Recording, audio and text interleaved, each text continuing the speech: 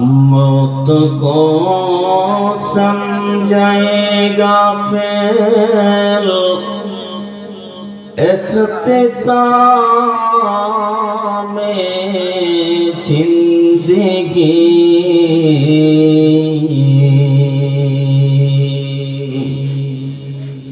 ये तो शामे जिंदगी है सुबह दाम जिंदगी अल्लाहुम्मा सल्ली अला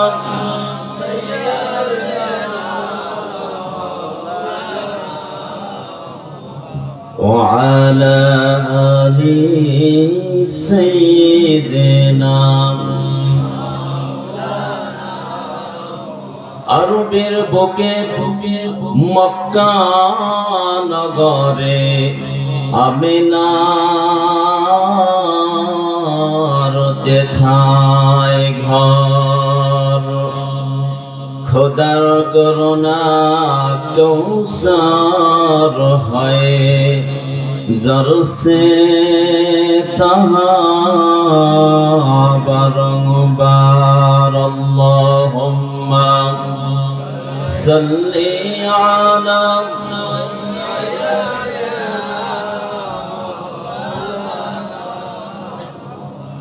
وعلى آل سيدنا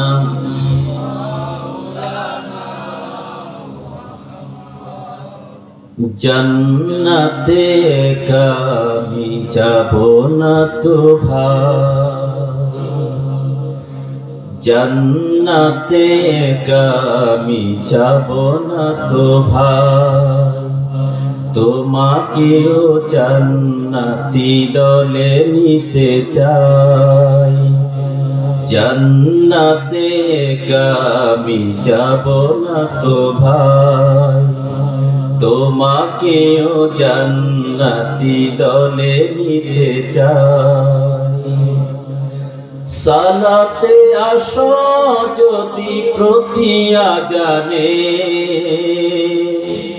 জেনে রেখো এলে তুমি ফুল বাগানে সালাতে আসো যদি প্রতি আজানে জেনে রেখো এলে তুমি ফুল বাগানে সে বাগে রহম জরে হয় রসনায় যে বাগে রহম জরে হয় রসনায় শুধু তাই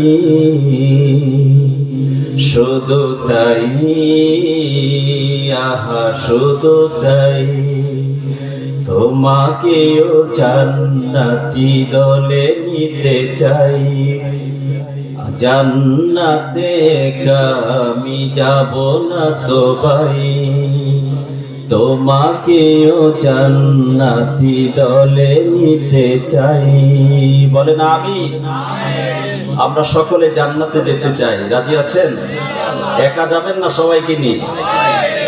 সবাইকে নিয়ে যেতে চাই আল্লাহ যেন কবুল করেন বলে আমিন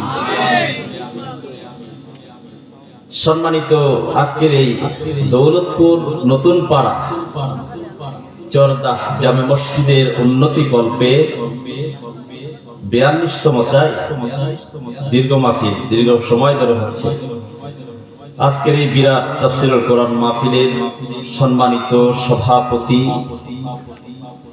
হযরত উলামায়ে কেরাম সুধী মণ্ডলী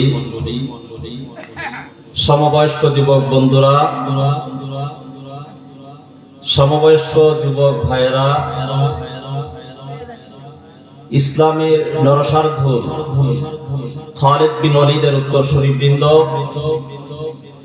পর্দার অন্তরালের খাদিজা আয়েশা ফাতেমার উত্তরসূরি বৃন্দ প্রিয় মা ও বোনেরা আমরা সে মহান মনিবের দরবারে নতশিরে কালিমাতুশ শুকর আদায় করছি যিনি আমাদেরকে আজকের এই কোরআনের মজলিসে সকলকে সমবেত হওয়ার, কোরআন থেকে কথা বলার, শোনা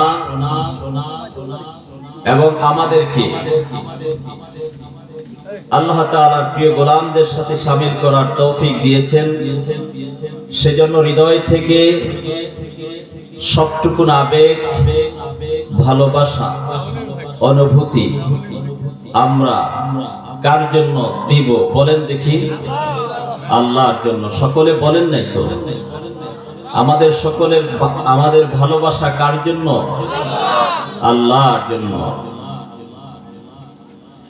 সেজন্য সে মহান রবের দরবারে হৃদয় থেকে সবাই কালিমাতুশ শুকর আদায় করছি, সবাই পড়ছি সমস্বরে, বলিষ্ঠ কণ্ঠে আলহামদুলিল্লাহ। আরো চিৎকার করে বলেন আলহামদুলিল্লাহ। লাভ হয়েছে কার? কার লাভ হয়েছে? আমাদের লাভ হয়েছে। এই তো আপনারা বুঝছেন। দুনিয়ায় স্লোগান দিলে লাভ হয় নেতা, নেতার প্রশংসা করলে লাভ হয় কার? কথা বলে না। কার লাভ হয়? নেতার লাভ হয়। আর আমরা যদি প্রশংসা করি আল্লাহ, লাভ কার? আল্লাহর লাভ, আমাদের লাভ। কার লাভ? আল্লাহ, আমাদের লাভ। সেজন্য আল্লাহ রাব্বুল আলামিন বলেন, কোন বান্দা যদি দুনিয়াতে কষ্টের মধ্যে থেকেও, দুনিয়াতে বিপদ মুসিবতের মধ্যে থেকেও যদি আমাকে আল্লাহ বলে মেনে নেয়, আর কোন বান্দা যদি হৃদয় থেকে বলে আলহামদুলিল্লাহ বলে প্রশংসা করে, আল্লাহ বলেন আমি ওই বান্দার জন্য জান্নাতের একটি নয়, দুইটি নয়, ৮টি দরজা আমি আল্লাহ খুলে দেই। সবাই জান্নাতে যেতে চায়, ঠিক কি না? আমরা আজকে জান্নাতের কথা বলবো, শুনবো, আমাদের কি আমল করা লাগবে সেগুলিও শুনবো। রাজি আছেন? আমি খুতবার শুরুতে কোরআনে কারীম থেকে তেলাওয়াত করেছি ছোট্ট একখানা আয়াত। পৃথিবীতে মানুষ ব্যবসা করে লাভ এবং লস উভয়টাই আছে। কথা বলেন ঠিক কি না? কোন মানুষ যদি ব্যবসা করে, এই ব্যবসায় শুধুমাত্র লাভ হবে, কোন ব্যবসায়ী কি বলতে পারে? বলতে পারে না। লাভের সাথে কি মানতে হবে? লসও মানতে হবে। কেউ যদি বলে যে না আমার লস দরকার নাই, শুধু লাভ চাই, তাহলে ব্যবসা করা যাবে? করা যাবে না। এজন্য আল্লাহ রাব্বুল আলামিন দুনিয়ার মানুষকে জানিয়ে দিয়েছেন, শোনো দুনিয়ার মানুষেরা, আমি আল্লাহ রাব্বুল আলামিন তোমাদেরকে একটা ব্যবসার কথা জানায় দিব, একটা ব্যবসা তোমাদেরকে শিখায় দিব। যদি ওই ব্যবসাটা তোমরা আমার সাথে করতে পারো, আমি আল্লাহ তোমাদের জন্য জান্নাতের দরজা খুলে দিব।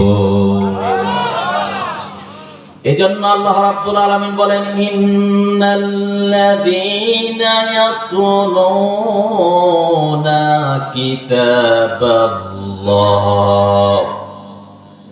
ইন্নাল্লাযীনা ইয়াতলুনা কিতাবাল্লাহি ওয়া আকামুস সালাহ ওয়া আনফিকু মিম্মা রাযাকনাহুম সিররাও ওয়া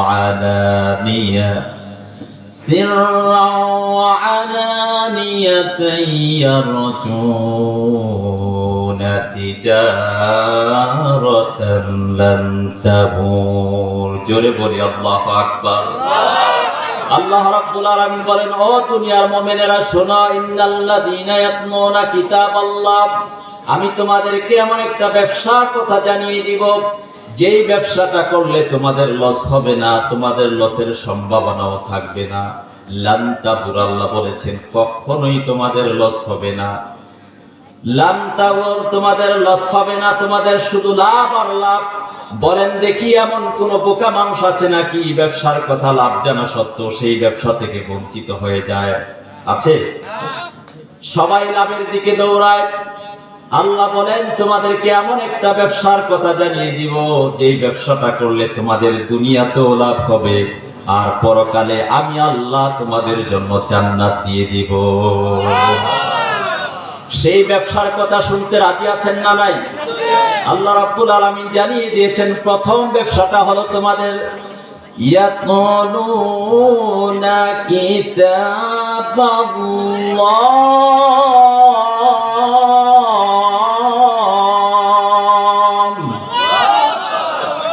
ও দুনিয়ার মানুষেরা, আমি আল্লাহ তাআলা তোমাদের জন্য প্রথম যেই ব্যবসাটা দিলাম সেটা হলো কোরআন কারীম তেলাওয়াত করবা। সুবহানাল্লাহ। বড় আফসোসের বিষয় হলো আল্লাহ জানিয়ে দিয়েছেন কোরআন তেলাওয়াত হলো প্রথম ব্যবসা তোমাদের। কোরআন তেলাওয়াত হলো তোমাদের প্রথম ব্যবসা। আমাদের বড় আফসোসের বিষয় হলো আমরা দুনিয়ার সব কিছু শিখলাম, কিন্তু কোরআন শিখতে আমাদের আগ্রহ নাই। আহারে দুনিয়ায় সারা দিন যাবত 24 ঘন্টা কত কিছু করেন আপনি।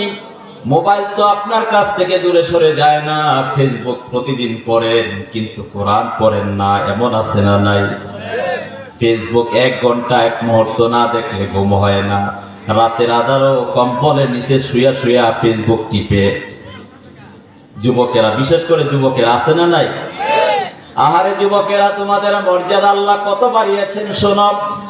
আল্লাহ তাআলা তোমাদেরকে, আল্লাহ রাব্বুল আলামিন জানিয়ে দিয়েছেন যুবকদেরকে, কোন যুবক যদি যৌবন বয়সে ইবাদতে কাটিয়ে দেয়, কোন যুবক যদি যৌবন বয়সে ইবাদতের মধ্যে কাটিয়ে দেয়, আল্লাহ বলেন ওয়াশাবুন নাশা ফি ইবাদাতিল্লাহ। হাদিস শরীফে আল্লাহ রাব্বুল আলামিন বলেন, হাদিসে কুদসিতে বলেন, কোন বান্দা যদি, কোন যুবক যদি ইবাদতে তার যৌবনটা কাটায় দেয়, কিয়ামতের কঠিন ময়দানে যেদিন সূর্যটা বান্দার নিকটে চলে আসবে, মাথার কাছাকাছি চলে আসবে, ওই কঠিন মুহূর্তে আমি আল্লাহ ওই যুবকদেরকে আরশের নিচে স্থান করে দিব।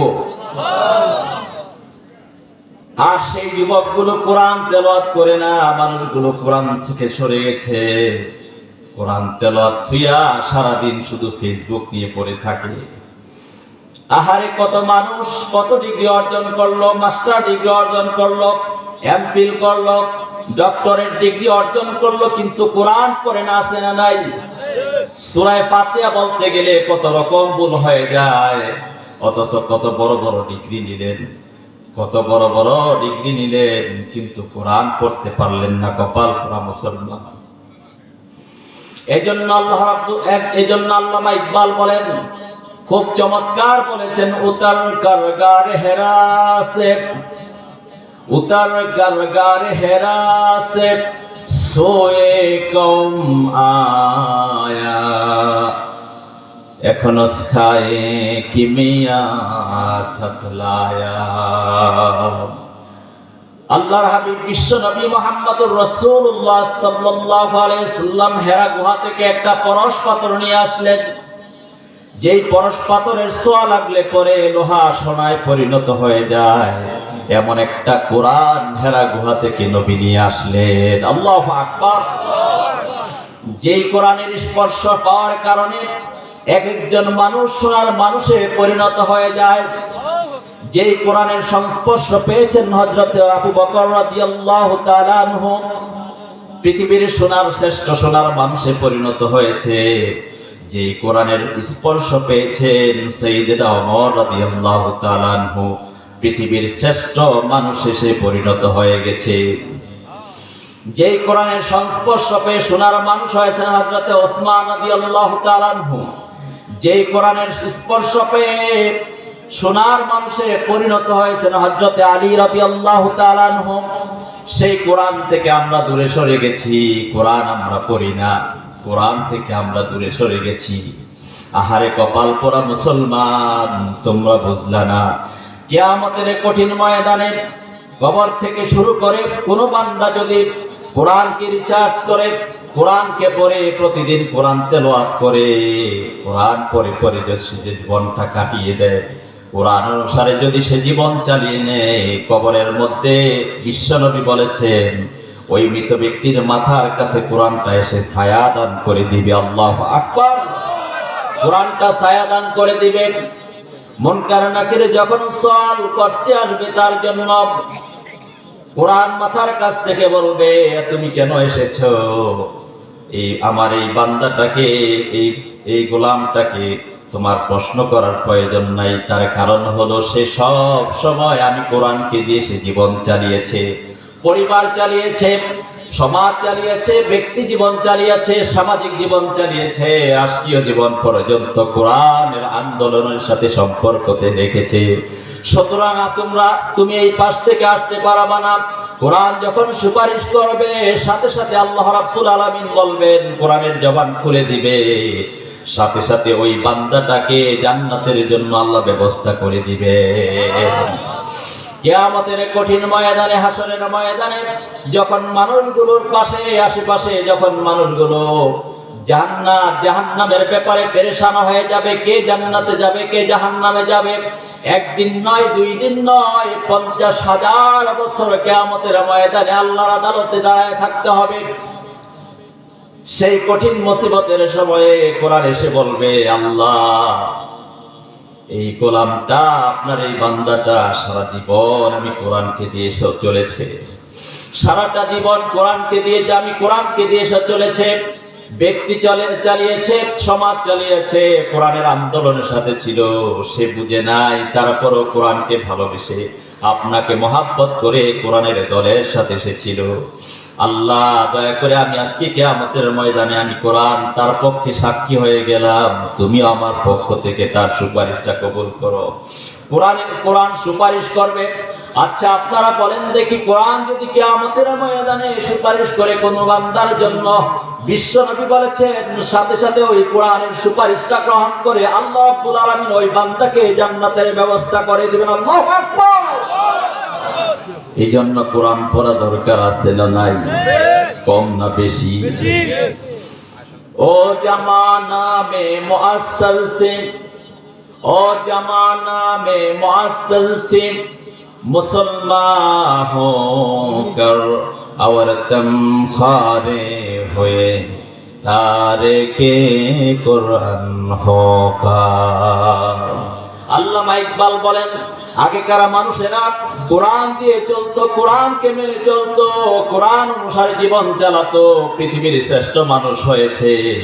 আর এখন তোমরা কোরআনকে ছেড়ে দিয়ে দুনিয়ার সবচেয়ে নিকৃষ্ট জাতিতে তোমরা পরিণত হয়েছো। কোরআনকে যারা ছেড়ে দেয় তাদের দুনিয়াতে অপমান আছে না নাই? আরো জোরে বলেন, আছে না নাই? কোরআনকে যারা ছেড়ে দিবে, কোরআনের সাথে যারা সম্পর্ক থাকবে না, দুনিয়া তো শেষ, আখিরাতও শেষ। দেখেছেন না, গত 16 বছর কোরআনের বিরুদ্ধে অবস্থান নিয়েছে, আলেমদের বিরুদ্ধে অবস্থান নিয়েছে, ঠিক কিনা? একটা জাতি ছিল না কি, আপনারা ভুলে গেছেন? কোরআনের বিরুদ্ধে অবস্থান নিয়েছে, এদেশের আলেমদের বিরুদ্ধে অবস্থান নিয়েছে, এমনকি জগৎ বিখ্যাত আলেম আল্লামা সাঈদীর বিরুদ্ধে তারা আদালতে আপিল করতে দ্বিধাবোধ করে না। এমনকি আল্লামা সাঈদীকে পরিকল্পিতভাবে ইনজেকশন পুশ করে দিয়ে তাকে হত্যা করতেও তারা দ্বিধাবোধ করে না। আহারে, সময়ের ব্যবধানে কি হলো অবস্থা! আহা, যারা এই কোরআনের বিরুদ্ধে অবস্থান নিয়েছে, আলেমের বিরুদ্ধে হ্যান্ডকাপ লাগিয়েছ, পায়ে শিকল বেরি পরিয়েছ, আল্লাহ তাআলা তোমাদেরকে এমন অবস্থা করেছে, শাড়ি পরে জোর পালানোর সুযোগটা আল্লাহ তোমাদেরকে দেয় না। বেচারি শাড়িটাও ভালো করে পড়তে পারেন। কি বলেন? ভবিষ্যতে যদি কোরআনের বিরুদ্ধে কেউ মাস্তানি করে, বাংলার জমিনে দাঁড়িয়ে থেকে যারা কোরআনের বিরুদ্ধে মাস্তানি করবে, ভবিষ্যতে তারা দেখিয়ে পড়েও দেওয়ার সুযোগ পাবে না।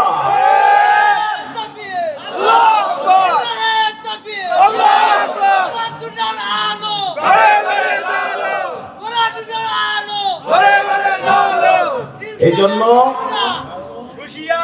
জন্য আমরা আজকের কোরআনের মাহফিল থেকে দীপ্ত কণ্ঠে, বলিষ্ঠ কণ্ঠে কথা জানিয়ে দিতে চাই জাতিকে, যারা এদেশের মানুষের জীবন নিয়ে খুনি খেলা করে, যারা কোরআনের বিরুদ্ধে অবস্থান নেয়, বাংলাদেশের স্বাধীনতা সার্বভৌমত্বের বিরুদ্ধে অবস্থান নেয়, তাদের পরিণতি কিন্তু অতীতের চেয়ে খারাপ হবে না ভালো হবে? খারাপ হবে। কারণ তারা ভুলে গেছে ফেরাউনের কথা। কি বলেন? ফেরাউন 1600 বছর হায়াত পেয়েছে। কত বছর? 1600 বছর। আর এই গত হাসিনা সরকার চালাইছে কত বছর? 16 বছর। কি সংখ্যার সাথে মিলে গেল নাকি? আহারে, কেমনি মিলাইলো আল্লাহ? দেখে আল্লাহর কত কারিশমা। এই জন্য আল্লাহ বলেন, ইয়ামকুরুনা ওয়া ইয়ামকুরুনাল্লাহ।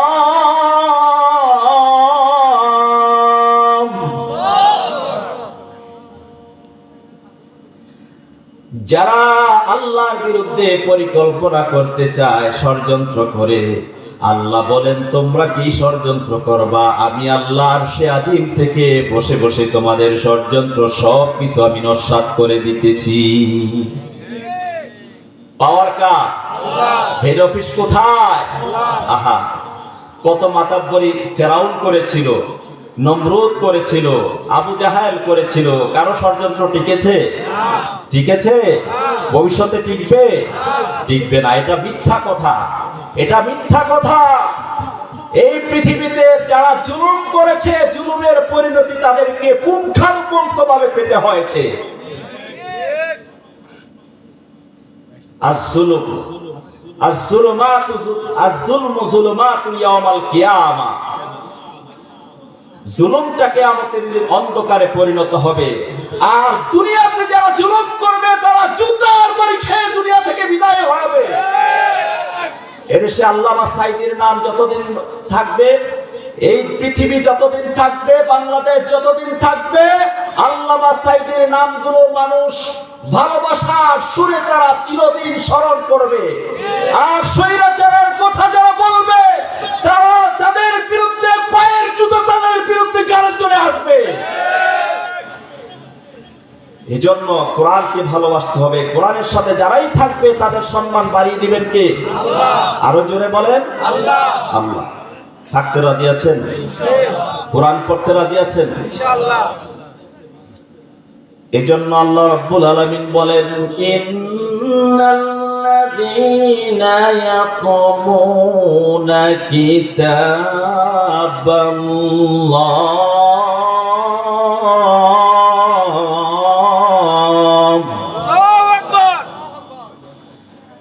তোমাদের প্রথম কাজ হলো তোমরা কোরআন তেলাওয়াত করবা। প্রথম ব্যবসাটি কি? কোরআন তেলাওয়াত। কি বলেন? কোরআন তেলাওয়াত। দ্বিতীয় ব্যবসাটির নাম হলো আকামুস সালাহ, নামাজকে কায়েম করবা। দ্বিতীয় ব্যবসার নাম হলো নামাজকে কায়েম করবা। তৃতীয় ব্যবসা হলো আল্লাহ যা দিয়েছেন সব কিছু সেই নিয়ামত থেকে আল্লাহর পথে খরচ করা। এই তিনটা ব্যবসার কথা বলেছেন কে? আল্লাহ। আকামুস সালাহ, নামাজকে কায়েম করো, নামাজ প্রতিষ্ঠা করো। আমার ভাইরা, নামাজ প্রতিষ্ঠার কথা বলেছেন আল্লাহ রাব্বুল আলামিন, অথচ এই নামাজ থেকে আমরা বিরত থাকি। আহারে, সব চলে, নামাজটাকে অতিরিক্ত মনে করে নিয়েছি আমরা। সাহাবায়ে আজমাইনগণ, সাহাবায়ে কেরামগণ গোটা জিন্দেগি ভর নামাজ ছেড়েছেন। কোন নবী কি নামাজ ছাড়া ছিলেন? কোন নবী নামাজ ছাড়া ছিলেন না। নামাজের প্রতি এত যত্ন ছিলেন, নামাজের প্রতি এত যত্ন ছিলেন। এজন্য আল্লাহ রাব্বুল আলামিন বলেন, হাফিজু আলাস সালাতি ওয়াস সালাতিল উস্তা। তোমরা নামাজগুলোর ব্যাপারে যত্নবান হও, বিশেষ করে মধ্যম নামাজের প্রতি। মান সাল্লাল বারদাইনে ফাদাখালাল জান্নাহ। নবীজি বলেছেন, দুই ঠান্ডার নামাজ যারা আদায় করবে, দুই ঠান্ডার নামাজ যারা পড়বে, আল্লাহ রাব্বুল আলামিন দুই ঠান্ডার নামাজের কারণে তাদেরকে জান্নাতে প্রবেশ করায় দিবেন। দুই ঠান্ডার নামাজ বলতে আসর এবং ফজরের নামাজকে আল্লাহ তাআলা বুঝিয়েছেন। কারণ এই দুই সময়ের নামাজ মুনাফিকদের জন্য কষ্ট, ঠিক কিনা? মুনাফিকরা আসরের নামাজ পড়তে পারে না, ফজরের নামাজের ব্যাপারে মুনাফিকরা খুব খামখেয়ালি করে, ঠিক কিনা? এজন্য আল্লাহ রাব্বুল আলামিন বলেন ওয়াস্তাঈনু বিস-সাবরি ওয়াস-সালাহ ওয়া ইন্নাহা লাকাবীরাতুন আলাল খাশিঈন। যারা মুমিন হবে তো শোনো তোমরা, ওয়াস্তাঈনু বিস-সাবরি ওয়াস-সালাহ, তোমরা নামাজ এবং সবরের মাধ্যমে আমার কাছে সাহায্য চাও। কারণ দুনিয়ার সবকিছুর ব্যাপারে সাহায্য চাইতে হলে আগে নামাজের মধ্যে দাঁড়িয়ে যেতে হবে। সাহাবায়ে কেরামগণ, নবী রাসূলগণ যখনই কোনো মুসিবতে পড়ে যেতেন তখনই সাথে সাথে নামাজে দাঁড়িয়ে যেতেন। আল্লাহ জানিয়ে দিয়েছেন, ও দুনিয়ার মানুষেরা, ও দুনিয়ার উম্মতেরা শোনো, ওয়াস্তাঈনু বিস-সাবরি ওয়াস-সালাহ, যদি তোমরা আমার কাছ থেকে সাহায্য পেতে চাও তাহলে প্রথম কাজ হলো তোমাদেরকে নামাজ আদায় করতে হবে, সবর করতে হবে। ওয়া ইন্নাহা লাকাবীরাতুন ইল্লা আলাল খাশিঈন।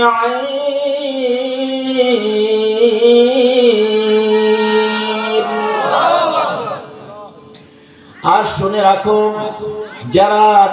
যারা মুনাফিক তাদের জন্য নামাজটা কষ্টকর হয়ে যায়, আর যারা মুমিন হবে শত কষ্ট হলো কখনো নামাজকে তারা ছেড়ে দেয় না। ওয়া ইন্নাহা লাকাবীরাতুন আলাল খাশিঈন, যাদের মধ্যে খুশু আছে, আল্লাহর ভয় আছে, তারা কখনো নামাজ ছেড়ে দেয়।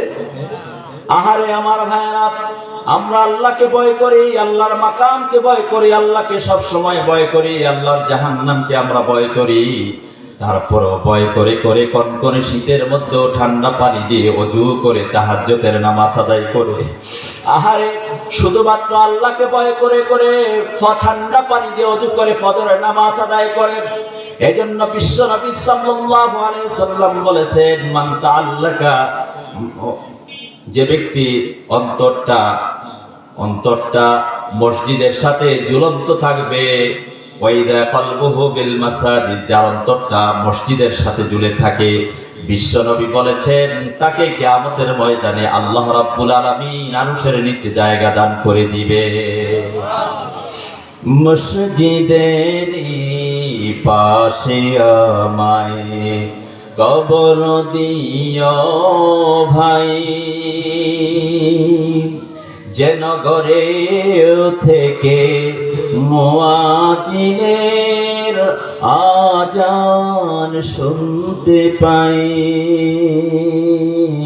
মসজিদেরই আপাশে আমায় কবর দিও ভাই। বলেন আমিন। দোয়া করেছিলেন কবি নজরুল, তার কবরটা কোথায় হয়েছে? মসজিদের পাশে। সুবহানাল্লাহ। মসজিদের সাথে ভালোবাসা ছিল। যারা মসজিদের সাথে কানেকশন থাকে, ভালোবাসা থাকে, এক ওয়াক্ত নামাজ আদায় করার পরে ফজরের নামাজ আদায়ের পরে সে পেরেশান থাকে কখন জোহরের আজান হয়ে যাবে, জোহরের নামাজ আদায় করবে। জোহরের সালাত আদায় করার পরেই তার মধ্যে পেরেশান থাকবে কখন আসরের আজান হবে, আসরের সালাত আদায় করবে। যখন আসরের আজান দেয় তখন আসরের নামাজ আদায় করার পরে তার পেরেশান থাকবে মসজিদে মাগরিবের আজান কখন হবে, তখন আমি মাগরিবের সালাত আদায় করব। যখন মাগরিবের নামাজ আদায় করে তখন পেরেশান থাকে কখন সে এশা সালাত আদায় করবে। এশা যখন পড়া হয়ে যায় তখন রাত শেষে যখন এশারের সালাতের পরে যখন সে ঘুমের বিছানায় চলে যায়, সে তখন বলে আল্লাহুম্মা বিসমিকা ওয়া আমুতু ওয়া আহইয়া। এশারের সালাত আদায় করে ঘুমের বিছানায় যাওয়ার পরে সে দোয়া পড়ে আল্লাহুম্মা বিসমিকা ওয়া আমুতু ওয়া আহইয়া, আল্লাহ আপনার নামে মৃত্যুবরণ করলাম, আপনি আমাকে আবার জাগায় দিয়েন। কারণ ঘুমটা হলো মৃত্যু, ঠিক কিনা? আন-নাওমু কাল মাউত। কারণ ঘুমের মধ্যে মানুষ, যেই মানুষটা, এমন অনেক মানুষ আছে এশারের সালাত আদায় করার পরে ফজরের নামাজটা আর তার কপালে জুটে না। ফজরের পরেই ফজরের সময় যখন আজান হয় তখন মানুষটা মৃত হয়ে যায়। অনেক মানুষকে দেখা যায় ফজরের নামাজের সময় আর তাকে ডাকলো খবর পাওয়া যায় না, হাত দিয়ে দেখে পাশে গিয়ে দেখে মানুষটা আর দুনিয়াতে বেঁচে নাই। তার আত্মীয় স্বজন গুলো মসজিদের ইমাম সাহেবকে মুয়াজ্জিন সাহেবকে গিয়ে বলে, আমার আব্বা দুনিয়া থেকে গত রাতে বিদায় হয়েছে, একটু মাইকিং করে দেন। আমার মা দুনিয়া থেকে বিদায় হয়েছে, একটু মাইকে অ্যানাউন্স করে দেন। ও ইমাম সাহেব, ও হুজুর, আপনি একটু মাইকিং করে দেন, যাতে আমার আব্বার আমার মায়ের জানাজার মধ্যে মানুষগুলো আসে। আহারে দুনিয়ার মানুষেরা চিল্লা না, কত মানুষ রাতের বেলায় ঘুমায় যায়, ফজরের নামাজটাও পড়তে পারে না। আর তুমি কেমন মুসলমান, এশারের নামাজটা আদায় করলে না, তুমি ঘুমায় গেলা। এই ঘুমটা তো এমন হতে পারে, এশারের নামাজ আদায় করলে না, তোমার এমন হতে পারে এই ঘুমটাই তোমার চিরস্থায়ী ঘুম হয়ে যেতে পারে। আর নামাজ কায়েম করে যদি তুমি না যাও, কিয়ামতের ময়দানে নামাজ ছাড়া তুমি জান্নাতে যাওয়ার চিন্তাও করতে পারো না, ঠিক না বেঠিক? আউয়ালু মা ইউহাসাবু ইয়াউমাল কিয়ামাতি আস-সালাহ। নবীজি বলেছেন কিয়ামতের কঠিন ময়দানে প্রথম হিসাব হবে নামাজের। কিসের? আরো জোরে বলেন কিসের? আরো চিৎকার করে বলেন কিসের হিসাব হবে? কিয়ামতের কঠিন ময়দানে প্রথম নামাজের হিসাব হবে। ফাইন্না সালাহাত সালাসা ইরামালিহি। যদি কোনো বান্দার নামাজটা সঠিক হয়ে যায়, তার সব হিসাবগুলো সহজ হয়ে যাবে। যখন তার নামাজটা বরবাদ হয়ে যায়, তখন তার সমস্ত আমলগুলো বরবাদ হয়ে যাবে। এই জন্য প্রথম হিসাবটা হবে কিয়ামতের ময়দানে নামাজের। কিসের? আল্লাহ রাব্বুল আলামিন কিয়ামতের দিনে বলবেন, মা সালাকাকুম ফি সাকার ক্বালু লাম নাকু মিনাল মুসাল্লিন।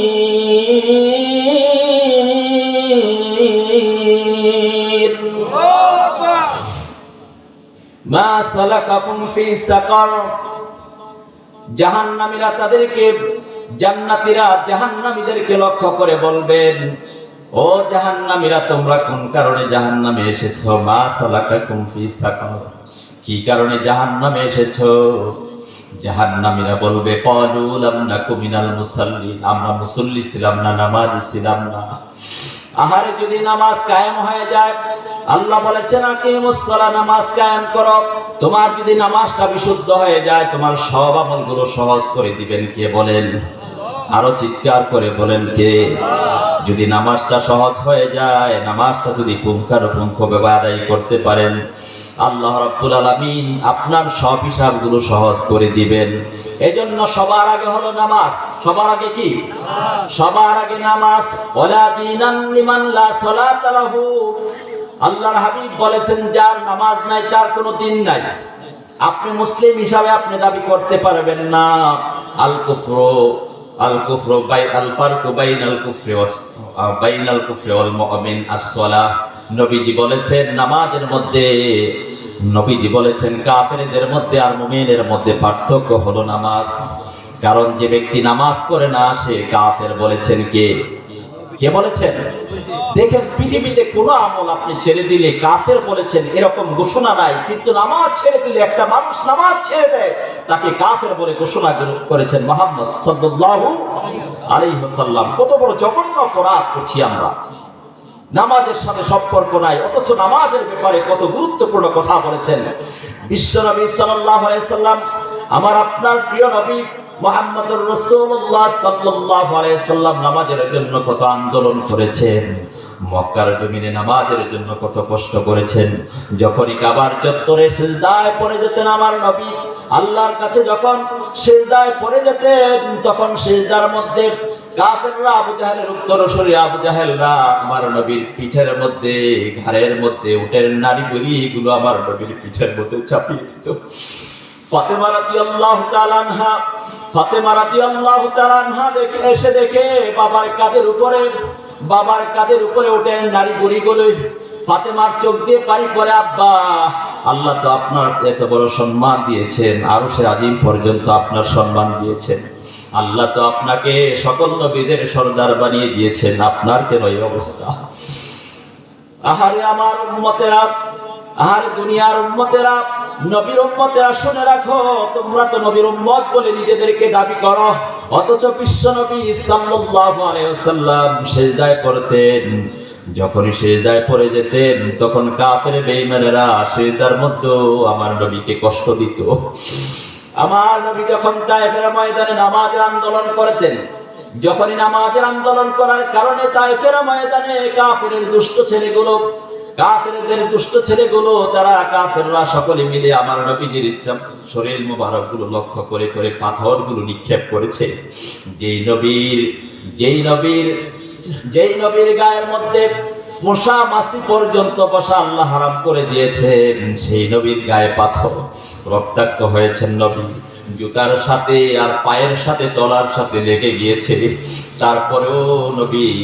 তারপরেও নবী নামাজের আন্দোলন থেকে দূরে সরে যান নাই। কারণ যার মধ্যে নামাজ থাকবে, ইন্নাস সালাতা তানহা আনিল ফাহশাই ওয়াল মুনকার, নিশ্চয়ই নামাজটা মানুষকে সমস্ত অন্যায় অপরাধ কাজ থেকে বিরত রাখে। সমস্ত অপরাধ থেকে যে বিরত রাখতে পারে সেটা কি? সেই ইবাদতটার নাম হলো আসসালাহ, ঠিক কিনা? কোন মানুষ যদি নামাজ আদায় করে, নামাজকে প্রতিষ্ঠা করে, সে মিথ্যা কথা বলতে পারে না। কোন মানুষ যদি নামাজ পড়ে মানুষকে ধোঁকা দিতে পারে না। কোন মানুষ যদি নামাজের আন্দোলন করে, সে মানুষ কখনো মানুষকে ধোঁকা দিতে পারে না। সে কখনো মদ খেতে পারে না, সে কখনো মানুষের সম্পদ লুটপাট করতে পারে না, সে কখনো হলমার্ক কেলেঙ্কারি করতে পারে না। কোন মানুষ যদি নামাজি হয়ে যায়, দেশের সম্পদগুলো সে বিদেশে পাচার করতে পারে না, ঠিক না বেঠিক? এজন্য ইসলামের দ্বিতীয় খলিফা হযরত ওমর রাদিয়াল্লাহু তাআলা আনহু যখন খিলাফতের মসনদে আসীন হলেন, তখন মন্ত্রণালয়ের সকল সচিবদেরকে ঘোষণা করে দিয়েছেন। দিন শেষে যখন সচিবরা ওমরের কাছে সারা দিনের হিসাব নিয়ে আসতেন, হযরত ওমর রাদিয়াল্লাহু তাআলা আনহু দেশের খবর নেওয়ার আগে বলতেন, ও আমার দেশের জনগণ, ও সেনাবাহিনীরা, ও পুলিশ, মিডিয়া, আর্মি, ও দুনিয়ার, ও আমার দেশের এনএসআই সচিববৃন্দ, আমার কাছে হিসাব দেওয়ার আগে তোমাদের কাছে একটা কথা জানতে চাই। বলো তো দেখি, আজকের নামাজগুলো কি তোমরা ঠিকঠাক মতো আদায় করেছো কিনা? সবাই যখন বলতো, হে ওমর খলিফাতুল মুসলিমিন, আমাদের নামাজ আদায় হয়েছে। কারণ যার নামাজ আদায় হয় তার কাছ থেকে কখনো 2 নম্বরই পাওয়া যাবে না, কখনো মন্ত্রণালয়ের হিসাব থেকে এসে ধোঁকাবাজি পাওয়া যাবে না, ঠিক কিনা? আর নামাজ যদি না থাকে, সকল জায়গায় ঝামেলা আছে না নাই বলেন? এই জন্য গত একটা সরকার ছিল, যারা নামাজ আদায় করত, নামাজিদেরকে দেখে দেখে তারা টার্গেট করে করে জেলখানায় ঢুকাতো, ঠিক কিনা? আহারে জাতি, এই দেশে, যে দেশের মানুষগুলো ঘুম থেকে উঠে ফজরের আজান শুনে, আবার ঘুমাতে যাওয়ার সময় আজান শুনে, এশার আজান শুনে মানুষগুলো ঘুমাতে যায়, সেই দেশে নামাজের বিরুদ্ধে কথা বলে তাদের আস্পর্ধা কতটুকু হয়েছে? যারা নামাজের বিরুদ্ধে কথা বলবে তাদের জিহ্বা টেনে ধরবো আমরা। নামাজ জাতীয় সংসদ পর্যন্ত প্রতিষ্ঠা হোক, সকলে চান? সকলে চান? কে কে চান? দুহাত তুলে আল্লাহকে দেখা। নারায়ে তাকবীর, নারায়ে তাকবীর, হাত নামান। এই দেশে যদি নামাজ প্রতিষ্ঠা হয়ে যায়, সমস্ত সংসদ যারা আছে, যারা এমপি হবে, চেয়ারম্যান হবে, মন্ত্রী হবে, এই সবগুলো যদি নামাজ আদায় করে যদি সংসদে যায়, তাদের কাছ থেকে ধোঁকাবাজি পাওয়া যাবে? সারা দুনিয়াটা আল্লাহ তাআলা, সারা দেশটা রহমত দিয়ে আল্লাহ ভরে দিবে। আর যখন নামাজ ছাড়া যায়, খেয়ে যায় মদের বোতল খেয়ে যায়, নারীদের সাথে ফুর্তি করে যখন সংসদে যায়, যখন সংসদে বসে বসে তারা নৃত্য পরিবেশন করে আর গান গায়, তখন এদেশে গজব আসতে আর সময় লাগে না, ঠিক কিনা? এই জন্য নামাজিদের দ্বারাই এদেশ নিরাপদ, ঠিক কিনা? এদেশ নিরাপদ হলো এদেশের আলেম ওলামাদের দ্বারা, এদেশ নিরাপদ হলো দাড়িওয়ালা, টুপিওয়ালা, ইমানদারদের দ্বারা হলো এদেশ নিরাপদ থাকবে। তোমরা তো দেশটাকে শেষ করে দিলা, দেশটাকে শেষ করে দিলা। আহারে, এখন আমাদের কাছে একটু আশ্চর্য লাগে, যখন আলেমদের পায়ে শিকল ছিল, হাতে করায়া ছিল, আহারে, জগৎ বিখ্যাত আলেমদের হাতে যখন করায়া দেখা যায়, শিকল দেখা যায়, পায়ে শিকল দেখা যায়। ডান্ডা বেরি পরানের পরেও আদালতে যখন হাজির করা হয় তাদের মুখে হাসি। আর সবচেয়ে আশ্চর্য হয়ে যায় স্বৈরাচারের দোসরদেরকে যারা এই সরকার, অন্তর্বর্তীকালীন সরকার গ্রেফতার করেছে। আমরা দেখেছি জেলখানা থেকে তাদেরকে আদালতে উঠানো হয়েছে জামাই আদর করে। তাদের হাতে শিকল নাই, তাদের হাতে কোরআন নেই, পায়েও শিকল নাই।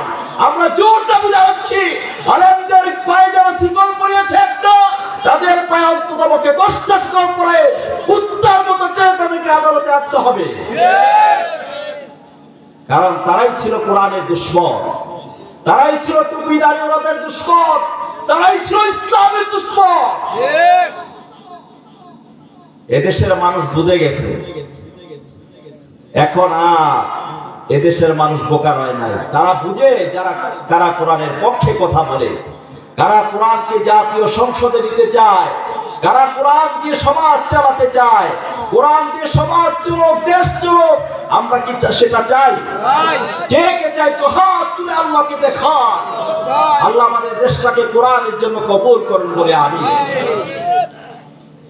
এজন্য কোরআন যদি থাকে, যেই সমাজে কোরআন থাকবে, সুদ থাকবে না, মদ থাকবে না, জেনা থাকবে না, ব্যভিচার থাকবে না, সন্ত্রাসী থাকবে না, টাকা লুটপাট থাকবে না, শত শত কোটি টাকা হলমার্ক থেকে কেলেঙ্কারি করে দরবেশ বাবা জেলখানায় ঢুকেছে, ঠিক কিনা?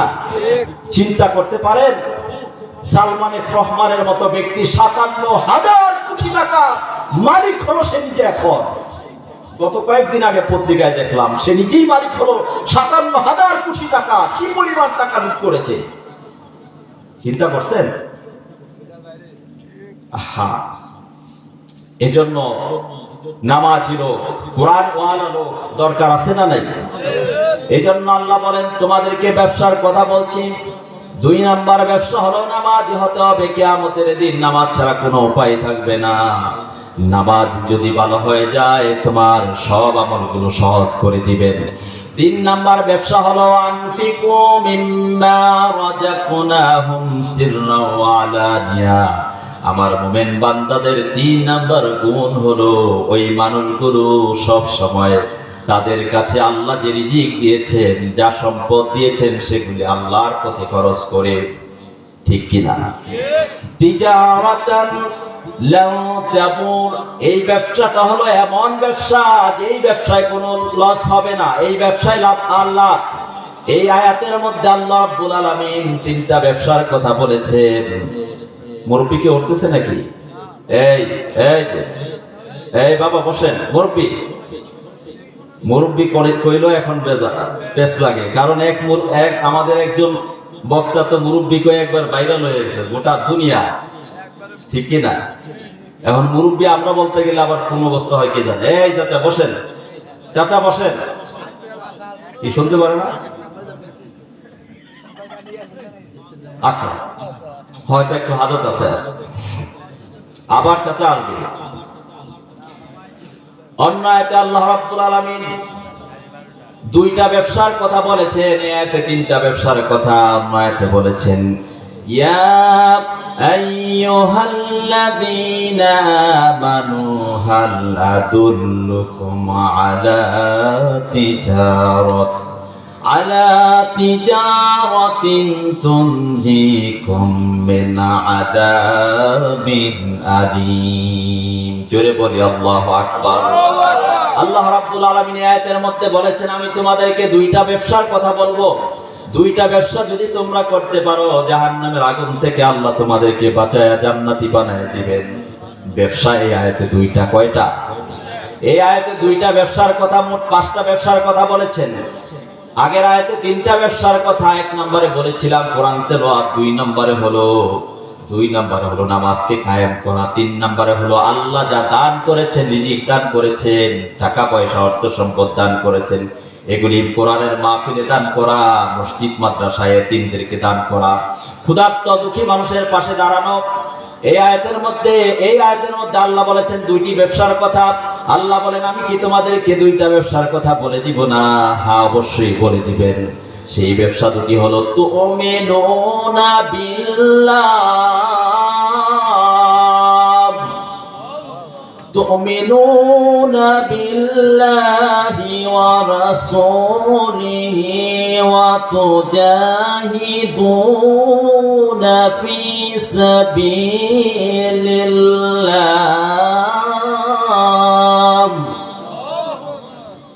এক নম্বরে ব্যবসা হলো তুমিনুনা বিল্লাহি ওয়া রাসূলি, আল্লাহ এবং তার রাসূলের প্রতি ঈমান আনা। ঠিক কি না? বলেন তো দেখি, আমরা আল্লাহর প্রতি ঈমান এনেছি না আনি নাই? কথা বলেন, আমরা আল্লাহর প্রতি ঈমান এনেছি কি আনি নাই?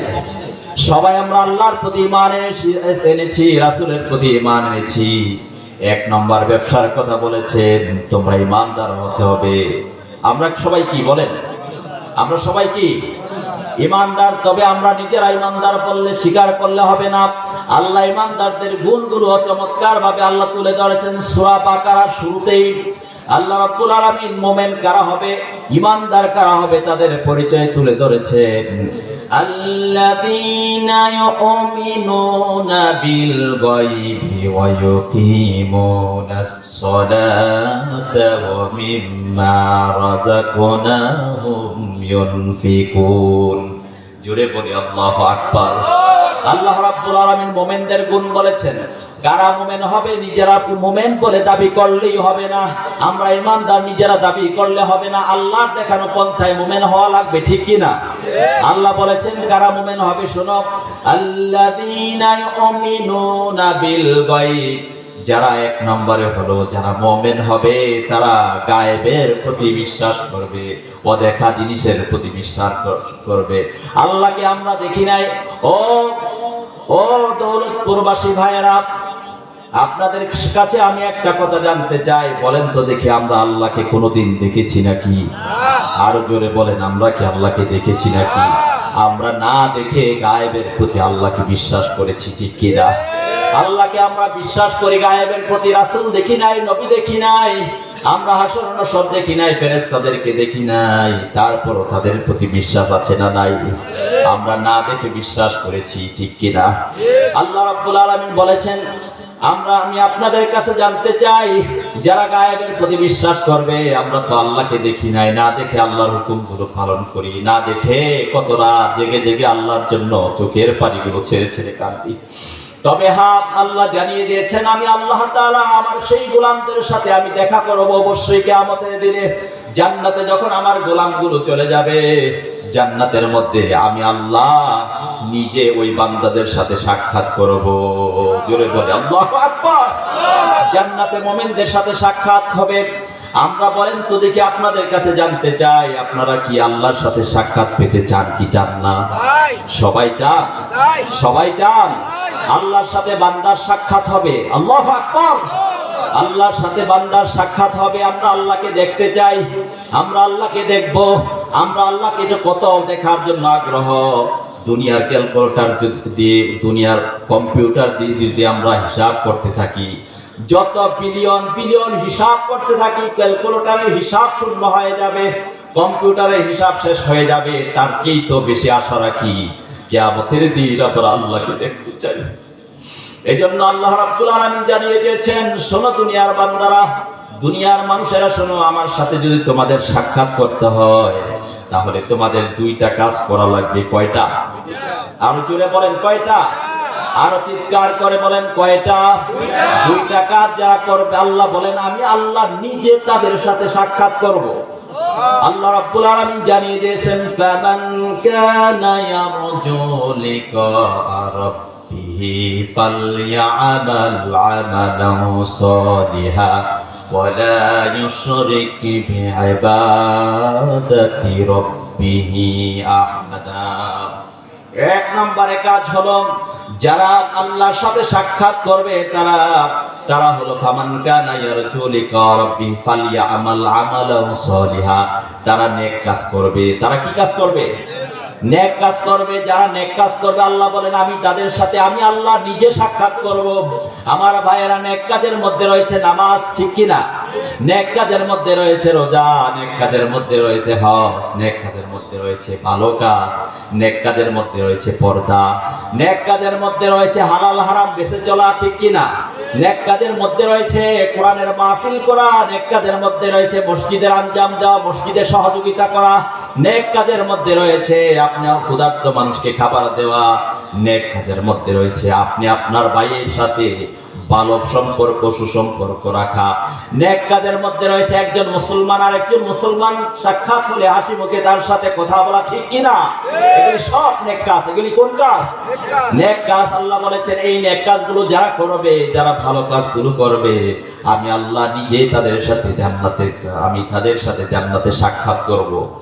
2 নম্বরে কাজ হলো ওয়ালা ইউশরিক বিইবাদাতি রাব্বিহি আহাদা, আমি আল্লাহর সাথে ইবাদতের সাথে কাউকে শিরিক করা চলবে না, ঠিক কিনা? আল্লাহর সাথে শরীক করা যাবে না। এই জন্য লা শারিকা লা, আল্লাহ হলেন লা শারিক, আল্লাহর সাথে কোনো শরীক নাই, আল্লাহ এক অদ্বিতীয়। এই জন্য আমরা সব সময় একটা তাওহীদের সূরা পড়ি। আমার সাথে সবাই ঠোঁট মিলিয়ে পড়েন কুল হু আল্লাহু আহাদ আল্লাহুস সামাদ লাম ইয়ালিদ ওয়া লাম ইউলাদ ওয়া লাম ইয়াকুল লাহু কুফুয়ান আহাদ। আল্লাহর সাথে কোনো শরীক নাই, তিনি এক অদ্বিতীয়, তার কাছ থেকে কেউ জন্ম নেয় নাই, তিনিও কাউকে জন্ম দেন নাই, ঠিক কিনা? আল্লাহর সাথে সামঞ্জস্য সম্পর্ক রাখতে পারে পৃথিবীর কেউ নাই। এই জন্য আল্লাহ লা শারিকা লাহ, যা কিছু দরকার হয় চাইবো কার কাছে বলেন? আল্লাহ ছাড়া কেউ কোনো কিছু দিতে পারে নাকি? কথা বলেন, আরো চিৎকার করে বলেন। যারা মাজারে যায়, মাজারে মরা মানুষটা কি কেউ কোনো কিছু দিতে পারে নাকি? দিতে পারে না। একমাত্র দিতে পারেন কে? আল্লাহ দিতে পারেন। কেউ যদি মাজারে যায়, মাজারে গিয়ে মানত করে খাজা বাবার কাছে যায়, তাহলে সেখানে শিরক ঢুকলো, ঠিক কিনা? যারা শিরক করবে কিয়ামতের দিন তাদেরকে জাহান্নামে নিক্ষেপ করা হবে, তাদের সমস্ত আমলগুলো বরবাদ হয়ে যাবে। এজন্য আল্লাহ রাব্বুল আলামিন বলেছেন 2টা কাজ যারা করবা, 1 নম্বরে হলো নেক কাজ করবা, 2 নম্বরে হলো আমার সাথে যারা শিরক না করবে, কিয়ামতের ময়দানে ওই বান্দাগুলোর সাথে আমি আল্লাহ নিজে জান্নাতে দেখা করব। আর কিয়ামতের কঠিন ময়দানে জান্নাতি এবং জাহান্নামীদেরকে যখন ভাগ করে জান্নাতীদেরকে জান্নাতে ঢুকানো হবে, জান্নাতে প্রবেশ করানো হবে, প্রবেশ করানোর পরে সাথে সাথে একজন ফেরেশতা আসবে। একজন ফেরেশতা জান্নাতের দরজায় করাঘাত করবে, নক করবে। জান্নাতীদের দরজার মধ্যে নক করবে এইভাবে। জান্নাতীরা দরজা খুলে দেখবে একজন ফেরেশতা দাঁড়িয়ে আছে। ফেরেশতা জান্নাতীদেরকে লক্ষ্য করে বলবেন, ও জান্নাতীরা, তোমরা কি আল্লাহর সাথে সাক্ষাৎ করতে চাও নাকি? জান্নাতীরা আনন্দে উৎপীড়িত হয়ে যাবে। সব জান্নাতীরা বলবে হ্যাঁ। ফেরেশতা বলবে, চলো তাইলে আমার সাথে আল্লাহর সাথে আজকে সাক্ষাৎ করব। আহারে, সৃষ্টি এবং স্রষ্টা একসাথে। আপনারা বলেন দেখি, আমরা মানুষ, জান্নাতীরা এবং আল্লাহ স্বয়ং একসাথে পাশাপাশি যখন থাকবে অবস্থাটা কেমন হবে বলেন? আহারে, সেই সময় জান্নাতীদেরকে নিয়ে ফেরেশতা চলবে, দরজাটা খুলে দেখবে জান্নাতীদের জন্য ফেরেশতা এসেছে স্বাগত জানানোর জন্য, আল্লাহর সাথে সাক্ষাৎ করবে। ছোট্ট একটা বাহনের মধ্যে করে তাদেরকে তুলে দেওয়া হবে। একটা বাহনের মধ্যে ফেরেশতা জান্নাতীদেরকে তুলবেন। এরপরে বিশাল এক মাঠ দিয়ে তারা জান্নাতীদেরকে নিয়ে ফেরেশতা রওনা করবেন। সব জান্নাতীদেরকে নিয়ে ফেরেশতা রওনা করবেন। জান্নাতীরা যেতে যেতে দেখবে, যত দূর যাবে দেখবে বিশাল মাঠ। সেখানে সেই মাঠটা স্বর্ণ এবং মণিমুক্তা দিয়ে খচিত, খোদাই করা সুন্দর চমৎকার একটা মাঠ। জান্নাতীরা এত সুন্দর মাঠটা দেখে আশ্চর্য হয়ে যাবে। ফেরেশতাকে বলবে, ও ফেরেশতা, আমরা কি আল্লাহকে দেখেই ফেললাম নাকি? ফেরেশতা বলবে, ও জান্নাতীরা, না না, আল্লাহকে এখনো দেখো নাই, আল্লাহকে দেখার জন্যই তো তোমাদেরকে নিয়ে যাচ্ছি। জান্নাতীরা আরো বেশি অগ্রসর হবে, সামনে থেকে যেতে থাকবে। হঠাৎ করে দেখবে দূর থেকে আলো আর আলো দেখা যায়, একটার পর একটা আলো বিচ্ছুরিত হচ্ছে। আলোগুলো দেখে, সুন্দর চাকচিক্যময় আলোগুলো দেখে জান্নাতীরা আরো বেশি আনন্দিত হয়ে যাবে। ফেরেশতাদেরকে জান্নাতীরা আবার বলবে, ও ফেরেশতা, আমরা কি আল্লাহকে দেখেছি নাকি? না না, দেখো নাই। এমন সময় হঠাৎ করে গায়বে একটা আওয়াজ আসবে, তাহিয়াতুহুম ইয়াওমা ইয়ালকাউনাহু সালাম।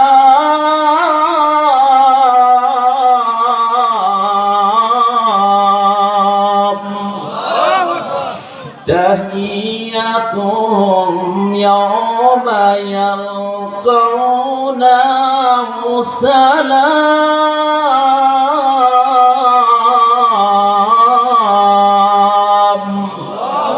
আল্লাহ সালাম দিচ্ছে, হঠাৎ করে দেখবে গায়বী আওয়াজ, আল্লাহ সালাম দিচ্ছে, আসসালামু আলাইকুম ইয়া আহলাল জান্নাহ। আল্লাহ আমাদেরকে সালাম দিচ্ছে। আহারে কত সৌভাগ্যবান জান্নাতীরা হয়ে যাবে। আল্লাহ জান্নাতীদেরকে সালাম দিচ্ছে।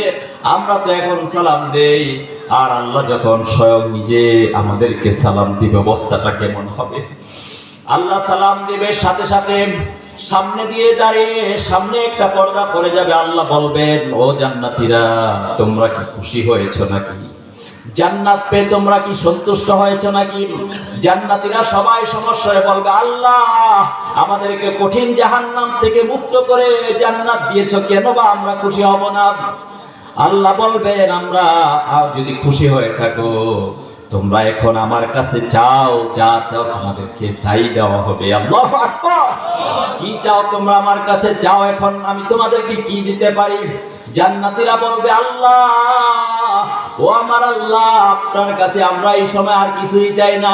আপনি আমাদেরকে জাহান্নাম থেকে মুক্ত করে জান্নাত দিয়েছেন, এর চাইতে বড় পাওয়া আর কি হতে পারে? আল্লাহ, আর কিছুই চাই না। আল্লাহ বলবেন, বান্দারে, না না, আজকে তো দেওয়ার দিন, আমি আজকে তোমাদেরকে দিব, কেন চাইবা না? সবার আল্লাহ যখন বারবার বলতে থাকবে, তোমরা আমার কাছে চাও, আমি আজকে তোমাদেরকে দিব, কেন চাইবা না? চাও, চাইতে থাকো, বারবার চাও, কি লাগবে তোমাদের? আল্লাহ রাব্বুল আলামিনের কথায় জান্নাতীরা বলবে, আল্লাহ, এত করি যদি আপনি বলেন, আপনি যদি এত করি আমাদেরকে বলেন, আপনার কাছে আমাদের একটাই চাওয়া।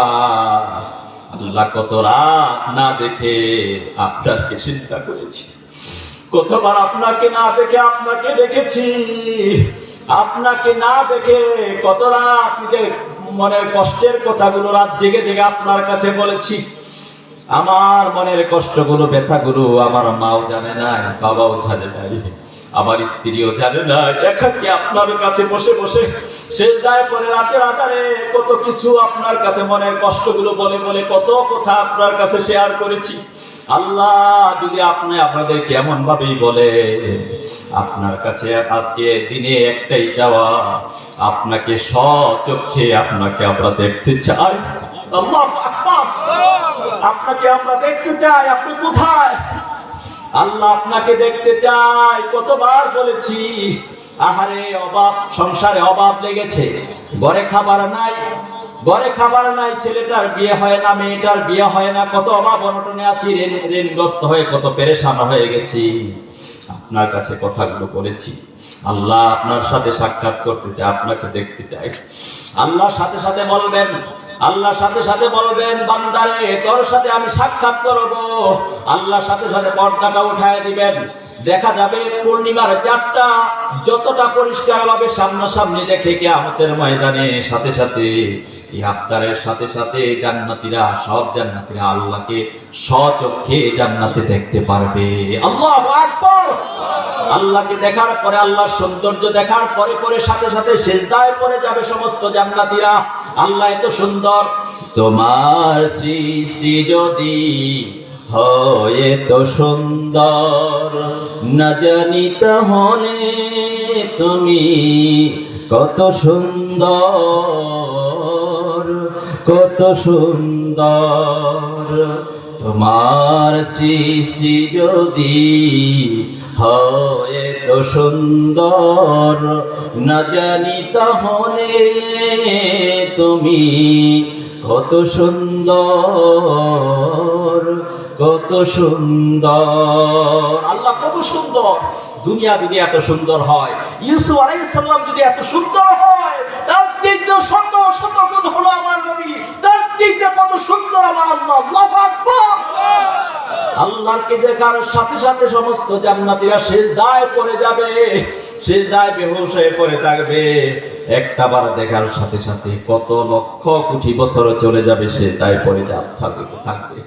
আল্লাহকে একবার দেখেই সিজদায় পড়ে থাকবে। পিছন দিক থেকে লক্ষ লক্ষ বছর যখন পার হয়ে যাবে, পিছন দিক থেকে ধাক্কা মেরে বলবে জান্নাতের হুরেরা, জান্নাতি হুরগুলো ধাক্কা মেরে বলবে, ও জান্নাতীরা তোমরা কেন সিজদায় পড়ে আছো? তাড়াতাড়ি করে নামাজ শেষ করো, সিজদা থেকে মাথা উঠাও, আমাদের সাথে সংসার করা লাগবে, আসো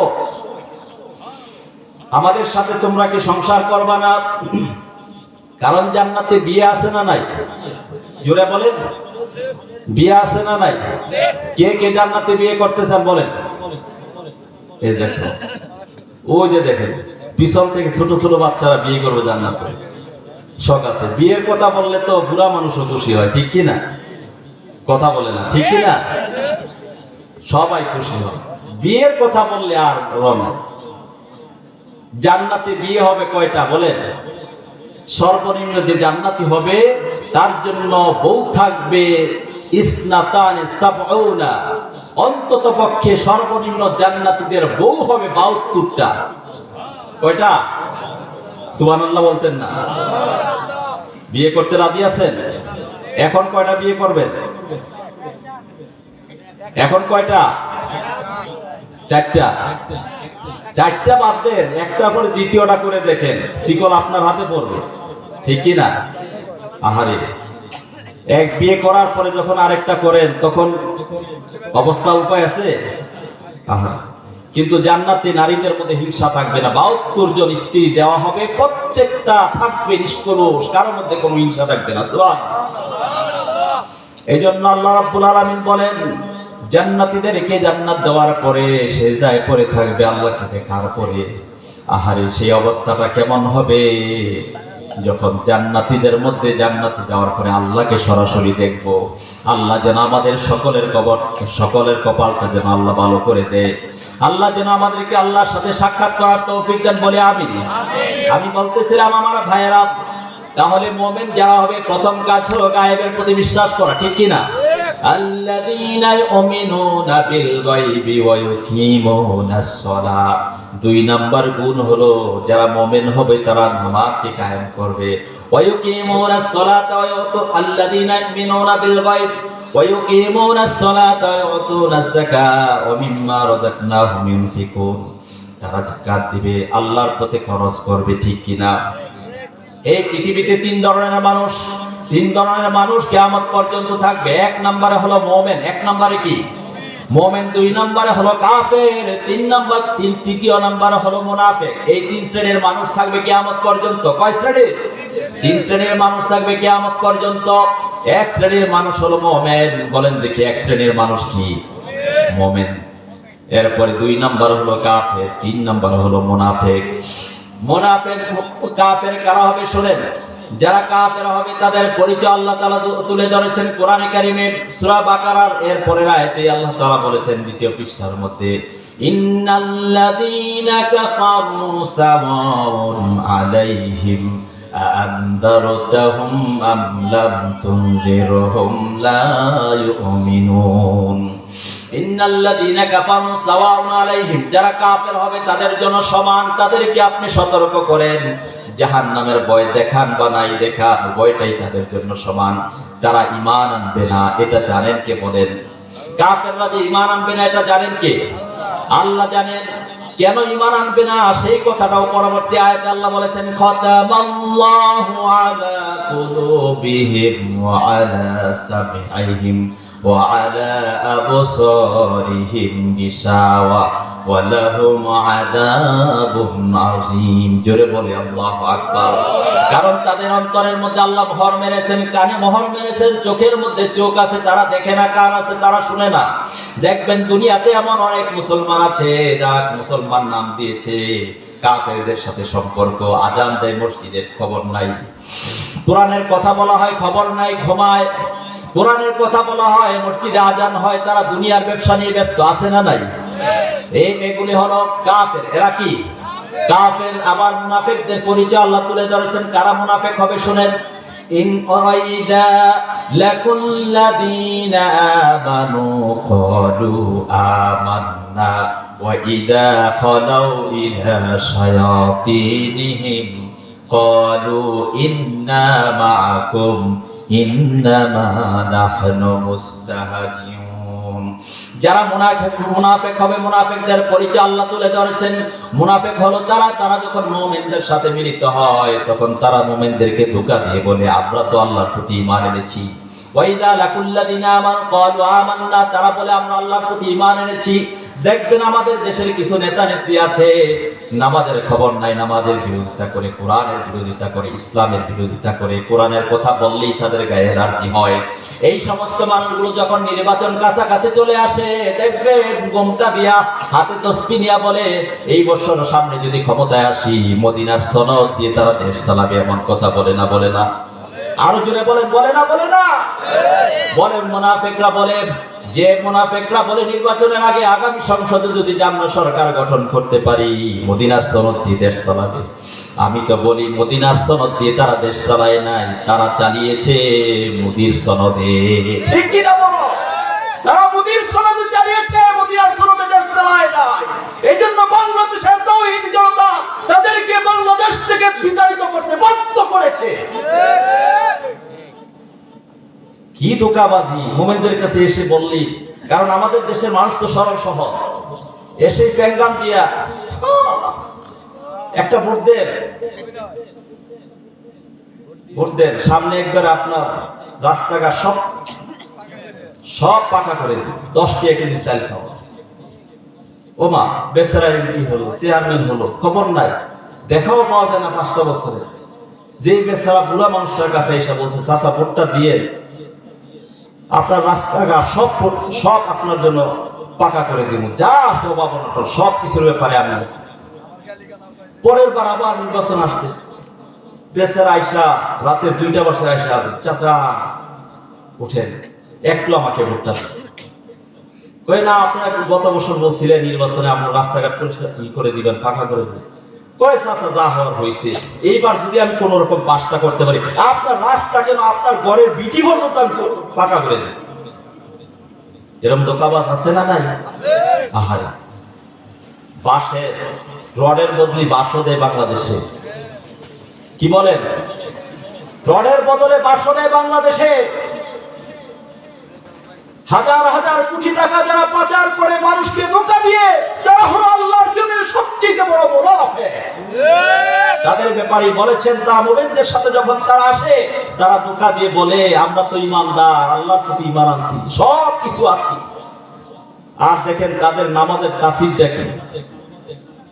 আমি যখন ঢাকায় থাকি, ঢাকাতে নির্বাচন হবে, এক এমপি সাহেব আসছে, তো বেচারারা আমি তখন ঢাকায় জুমা পড়াই যাত্রাবাড়িতে।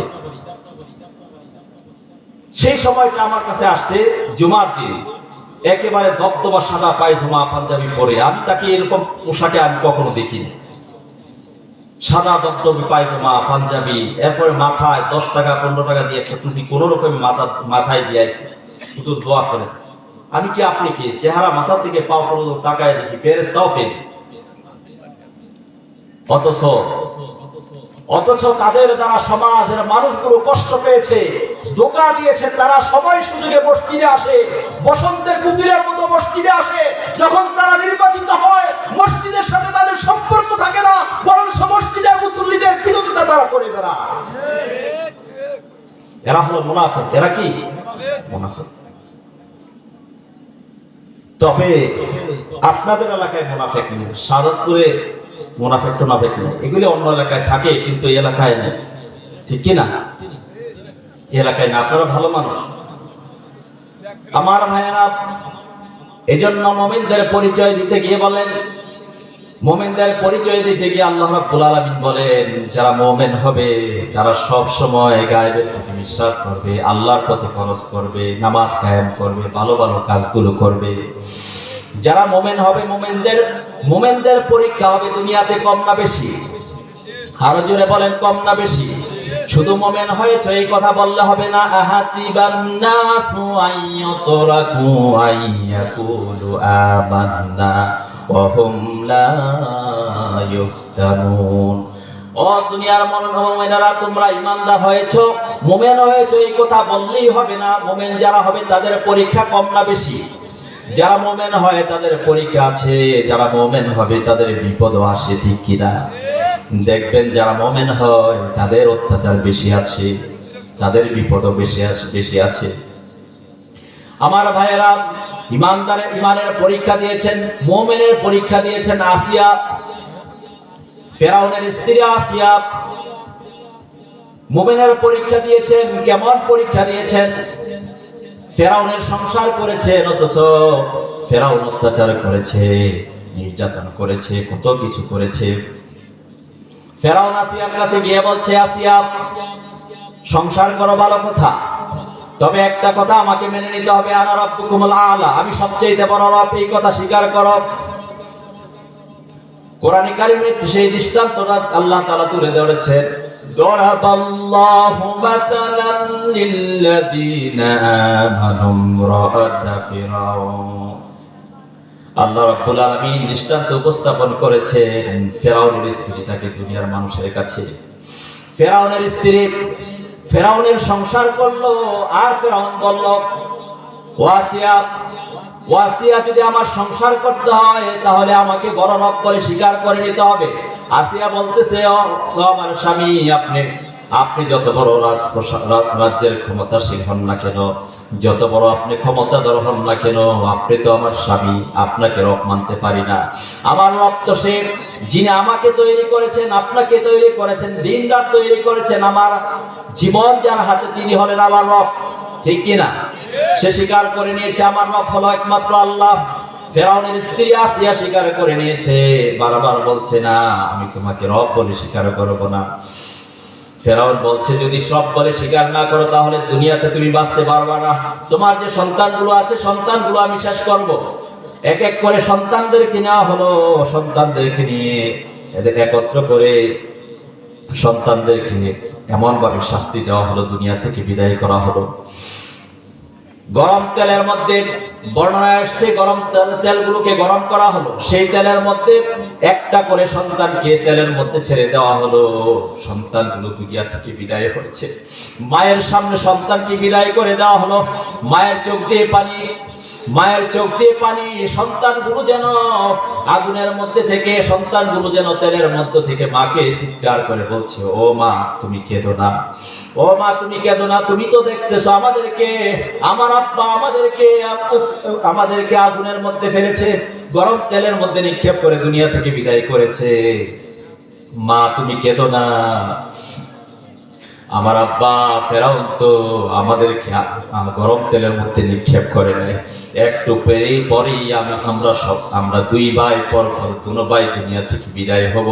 আল্লাহর জান্নাতের গ্রাহগুলো আমাদের নাকে বাসতেছে, জান্নাতে আমরা চলে যাব। মা তুমি একটু অপেক্ষা করো, একটু পরেই তোমাকেও আমাদের সাথে শামিল হতে হবে। কেমন মা কেমন সন্তান, দুনিয়া থেকে সন্তানগুলোকে বিদায় করে দেওয়া হলো। একটু পরে আসিয়াকে ধরা হলো। আসিয়াকে ধরে বলছে, ও আমার স্ত্রী আসিয়া, যদি তুমি প্রাণে বাঁচতে চাও তাহলে এখনো সময় আছে, আমাকে রব বলে স্বীকার করো। আসিয়া বলতেছে, না আমি তোমাকে রব বলে স্বীকার করতে পারি না, মানতে পারি না, কারণ একটু পরেই আমি আমার আল্লাহর সাথে দিদার লাভ করব। আমি আমার নাকের মধ্যে জান্নাতের ঘেরান আমি পাচ্ছি। আসিয়াকে ধরা হলো। আসিয়াকে ধরে কাঠের মধ্যে পেরাক দেওয়া হলো। কাঠের মধ্যে পেরাকগুলো গেঁথে আসিয়াকে সেখানে শোয়াই দেওয়া হলো। এক একটা পেরাক আসিয়ার পিঠ দিয়ে ঢুকে বুক দিয়ে বের হচ্ছে। ফেরাউন বলছে, আহারে এখনো তো সময় আছে আমার স্ত্রী, যদি তুমি বাঁচতে চাও তাহলে আমার প্রতি মানানো, আমাকে রব বলে মানো। ফেরাউন বলতেছে না, আসিয়া বলতেছে, না তোমাকে রব বলে মানতে পারি না, আমি আল্লাহকে রব মেনেছি, আমার দুনিয়া যদি চলে যায়, আমার জীবনও যদি চলে যায়, আমি তোমাকে রব মানবো না, আল্লাহকে রব মেনে নিয়েছি। وقالت ربي ابن لي عندك بيتا। আসিয়া আল্লাহর কাছে দুনিয়া থেকে বিদায় করার আগে আকাশের ফেরেশতাগুলোকে আল্লাহ রাব্বুল আলামিন ঘোষণা করেছেন, ও আমার ফেরেশতারা, আমার আসিয়ার প্রাণটা বের হওয়ার আগেই তুমি জান্নাতের সবগুলো দরজা আমার আসিয়ার চোখের সামনে তুলে ধরো।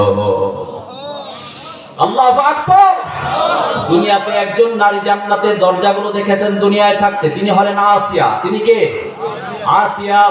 আসিয়াকে জান্নাতের সবগুলো দরজা দেখানো হয়েছে মৃত্যুর আগে। আল্লাহ রাব্বুল আলামিনের কাছে আরজি করে আসিয়া বলতেছেন, আসিয়া বলছে ওয়াকালাত রাব্বি ইবনি লি ইনদাকা বাইতান ফিল জান্নাহ, ও আমার রব, আমাকে আপনি আপনার জান্নাতে আপনার ঘরের পাশে আমাদেরকে একটা ঘর বানায় দেন। আল্লাহু আকবার। জান্নাতে একটা ঘর বানায় দেন। বলেন দেখি, জান্নাতে আল্লাহর সাথে ঘর হোক, এটা আমরা চাই কি চাই না? চাই কি চাই না? জান্নাতে আমরা ঘর চাই। আল্লাহ যেন আমাদের সবাইকে জান্নাতে একটা ঘর বানায় দেন আল্লাহর ঘরের সামনে। বলেন আমিন। আমার ভাইয়েরা, আসিয়া এইভাবে দোয়া করেছেন, ঈমানের পরীক্ষা দিয়েছেন। এইভাবে করে সাহাবায়ে আজমাইনগণ ঈমানের পরীক্ষা দিয়েছেন। তুমিনুনা বিল্লাহি ওয়া রাসূলিহি ওয়া তুজাহিদুনা ফি সাবিলিল্লাহ। এইভাবে পরীক্ষা দিয়েছেন। এইভাবে পরীক্ষা দিয়েছেন হযরতে বেলাল, খাব্বাব রাদিয়াল্লাহু তাআলা আনহু। ঈমান যত মজবুত হবে, পরীক্ষা তত কঠিন হবে, ঠিক না বেঠিক? আহারে আমার ভাইয়েরা, এই দুনিয়াতে তো আমরা চিরস্থায়ী হব না। এই দুনিয়া থেকে আমরা সবাই চলে যাব, কিন্তু এই চলে যাওয়াটা যেন ঈমানের হালাতে হয়। আল্লাহ কবুল করুন, বলে আমিন। আমাদের চলে যাওয়াটা যেন ঈমানের হালাতে হয়। আমাদের প্রিয় নবীজি মুহাম্মদুর রাসূলুল্লাহ সাল্লাল্লাহু আলাইহি সাল্লামের প্রিয়তম কন্যা ফাতিমা রাদিয়াল্লাহু তাআলা আনহার কন্যা যখন ইন্তেকাল করবেন, আপনাদেরকে একটা চমৎকার ঘটনা বলি, শেষ করব। ফাতিমা রাদিয়াল্লাহু তাআলা আনহা যখন ইন্তেকাল করবেন, ইন্তেকালের দিন ফাতিমা রাদিয়াল্লাহু তাআলা আনহার শরীরের মধ্যে জ্বর, শরীরটা গরম। ফজরের আজান হয়েছে। হযরতে আলী রাদিয়াল্লাহু তাআলা আনহু জ্বর অবস্থায় রেখে তিনি মসজিদে চলে গেলেন নামাজ আদায় করতে। মসজিদ থেকে এসে দেখেন ফাতেমা খুব বেশি কাঁদছে। ফাতেমার চোখ দিয়ে দরদর করে পানি পড়ছে। ফাতেমাকে বলছে, আলী বলতেছেন, ফাতেমা কেন কাঁদো? তোমার জ্বরটা বেড়ে গেছে। আলী ফাতেমার গায়ে হাত দিয়ে দেখে প্রচন্ড জ্বর। ফাতেমাকে বলছে, আলী ফাতেমাকে বলছে, ও ফাতেমা, তুমি কেন কাঁদো? কি হয়েছে? জ্বরের জন্য কাঁদো, চিকিৎসার ব্যবস্থা করছি। না না আলী, আমি এই জন্য কাঁদি না। কেন কাঁদো তাহলে?